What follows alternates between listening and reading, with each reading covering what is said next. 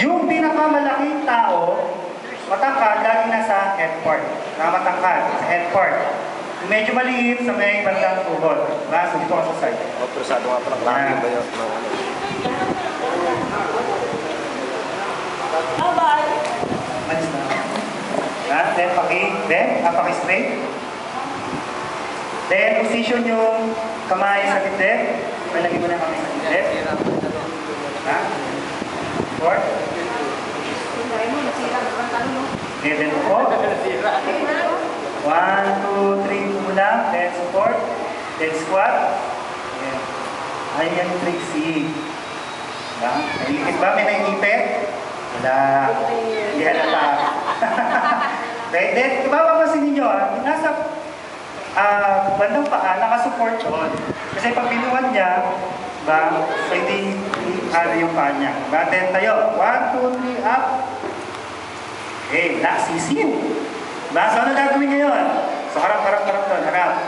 So both rescuer pupunta sa side ng patient. Pupunin yung isang braso. Ay, carry by extremities pala, no? Sorry, sige. Balik sa dato. Ayan nakasupport pa rin in between. Ano gagawin ni Miss Leia? So pupunta doon sa likod, ibubuka yung dalawang legs ng victim. Hawak sa may alak-alakan. Ilalagay ito sa may bandang hips. Then medyo aatras si Ma'am Trixie ng konti, isasandal yung victim sa kanya. Pag sandal, pag sinabing ready to stand, Ma'am Leia, kaya tumayo, okay, pagbilang ng 3, 1, 2, 3, up. Yun. Ngayon, paglakad, teka. Diba? Meron to yung lakad, pag sinabi nung nasa unan, okay, handa sa paglakad, una, yung kanang paa ko, yung kanang paa niya, yung nasa likod, yung kaliwang paa yung ihakpa. Sa liwaan. Alam yung hayop, may mga aso. Kasi pagka parehong kanan yung nilakad, ang mangyayari sa patient, may galaw. May movement siya. Diba? Okay.